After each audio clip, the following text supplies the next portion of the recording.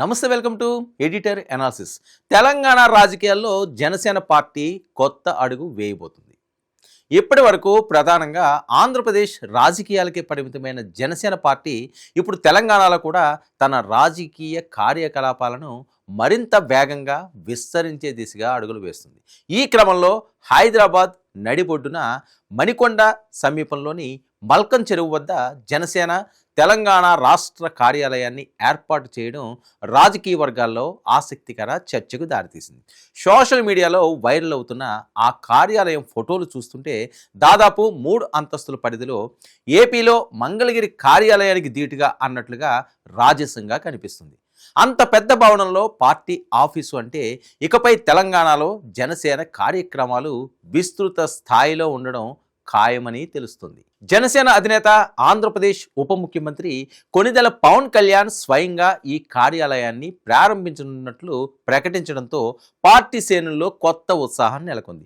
June 19న జరిగే ఈ కార్యక్రమాన్ని తెలంగాణలో జనసేన భవిష్యత్ రాజకీయ ప్రస్థానానికి ఆరంభ ఘట్టంగా పార్టీ నేతలు భావిస్తున్నారు. హైదరాబాద్ నగరం తెలంగాణ రాజకీయ, ఆర్థిక, సామాజిక కార్యకలాపాలకు కేంద్ర బిందువుగా ఉంది.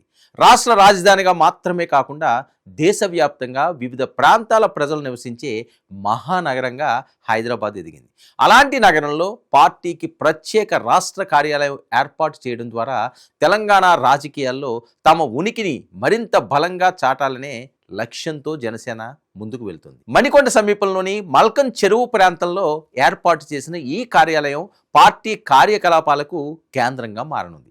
పార్టీ సభ్యత్వ నమోదు కార్యక్రమాలు, రాజకీయ సమావేశాలు, ప్రజా సమస్యలపై చర్చలు, యువతతో సమావేశాలు, వివిధ వర్గాల ప్రతినిధులతో సంప్రదింపులు ఈ కార్యాలయం నుంచే నిర్వహించే అవకాశం ఉంది. జనసేన ఆవిర్భవించినప్పటి నుంచి తెలంగాణలో కూడా కొంతమేర మద్దతు సంపాదించుకుంది. ముఖ్యంగా హైదరాబాద్, రంగారెడ్డి, ఖమ్మం, నల్గొండ, వరంగల్ వంటి జిల్లాల్లో పవన్ కళ్యాణ్కు అభిమాన వర్గం ఉంది. అయితే ఆ అభిమానాన్ని ఓట్లుగా మార్చుకోవడంలో పార్టీ ఇప్పటి వరకు పెద్దగా విజయం సాధించలేదని చెప్పాలి. దీంతో సంస్థాగత నిర్మాణాన్ని బలోపేతం చేయాల్సిన అవసరం ఉందని పార్టీ భావిస్తుంది. ఇటీవల కాలంలో పవన్ కళ్యాణ్ పలుమార్లు తెలంగాణ రాజకీయాలపై తన అభిప్రాయాలు వ్యక్తం చేశారు. తెలంగాణ రాష్ట్ర అభివృద్ధి, యువత, ఉపాధి, రైతుల సమస్యలు, సామాజిక న్యాయం వంటి అంశాలపై పార్టీ తరపున స్పందించారు. అయితే ఇప్పటి వరకు పార్టీకి రాష్ట్ర స్థాయిలో పూర్తి స్థాయి కార్యాలయం లేకపోవడం ఒక లోటుగా కనిపించింది. ఇప్పుడు ఆ లోటును భర్తీ చేసే దిశగా ఈ కొత్త కార్యాలయం కీలక పాత్ర పోషించనుంది. ప్రస్తుతం ఆంధ్రప్రదేశ్లో అధికార భాగస్వామిగా ఉన్న జనసేన పార్టీ తెలంగాణలో కూడా భవిష్యత్ రాజకీయ అవకాశాలను పరిశీలిస్తున్నట్లు సంకేతాలు ఇస్తుంది. గతంలో పవన్ కళ్యాణ్ పలుమార్లు తెలంగాణలో కూడా పార్టీని విస్తరించాలని, ప్రజల మధ్యకు తీసుకెళ్లాలని పార్టీ నాయకులకు సూచించారు. ఇప్పుడు రాష్ట్ర కార్యాలయం ప్రారంభం ఆ దిశగా తీసుకున్న స్పష్టమైన చర్యగా రాజకీయ విశ్లేషకులు భావిస్తున్నారు. తెలంగాణలో ప్రస్తుతం కాంగ్రెస్ ప్రభుత్వం అధికారంలో ఉంది. మరోవైపు బీజేపీ, బీఆర్ఎస్ మధ్య ప్రధాన రాజకీయ పోటీ కొనసాగుతుంది. ఇలాంటి పరిస్థితుల్లో జనసేనకు ఎంత స్పేస్ దొరుకుతుంది? పార్టీ ఏ సామాజిక వర్గాలను ఆకర్షించగలదు? మరి యువతలో ఉన్న అభిమానాన్ని రాజకీయ మద్దతుగా మార్చుకోగలదా అనే ప్రశ్నలు రాజకీయ వర్గాల్లో వినిపిస్తున్నాయి. ఇక జనసేన పార్టీ ప్రత్యేకత ఏమిటంటే సాంప్రదాయ రాజకీయ పార్టీలా కాకుండా యువత, మధ్యతరగతి, ఉద్యోగులు, వృత్తి నిపుణులు, సామాజిక కార్యకర్తలను ఎక్కువగా ఆకర్షించగలగడం. పవన్ కళ్యాణ్ వ్యక్తిగత ఇమేజ్ కూడా పార్టీకి ప్రధాన బలంగా నిలుస్తుంది. ముఖ్యంగా యువతలో ఆయనకున్న ఆదరణ తెలంగాణలో రాజకీయంగా ఉపయోగించుకోవాలని పార్టీ భావిస్తున్నట్లు తెలుస్తుంది. మల్కం చెరువు ప్రాంతంలో ఏర్పాటు చేసిన ఈ కార్యాలయం తెలంగాణలో జనసేన రాజకీయ భవిష్యత్తుకు ప్రతీకగా పార్టీ శ్రేణులు చూస్తున్నాయి. రాబోయే స్థానిక సంస్థల ఎన్నికలు, గ్రేటర్ హైదరాబాద్ పరిధిలోని రాజకీయ సమీకరణాలు, భవిష్యత్ అసెంబ్లీ ఎన్నికలను దృష్టిలో ఉంచుకుని పార్టీ కార్యాచరణ రూపొందించే అవకాశమూ ఉంది. ఇక పార్టీ అంతర్గత వర్గాల సమాచారం ప్రకారం తెలంగాణలో జిల్లా స్థాయి కమిటీల పునర్వ్యవస్థీకరణ, మండల స్థాయి నాయకత్వ నిర్మాణం, యువజన విభాగం బలోపేతం, మహిళా విభాగం విస్తరణ వంటి కార్యక్రమాలు త్వరలో చేపట్టే అవకాశం ఉందని తెలుస్తుంది. మరి రాష్ట్ర కార్యాలయం ఈ కార్యకలాపాలన్నింటినీ సమన్వయ కేంద్రంగా పనిచేయనుంది.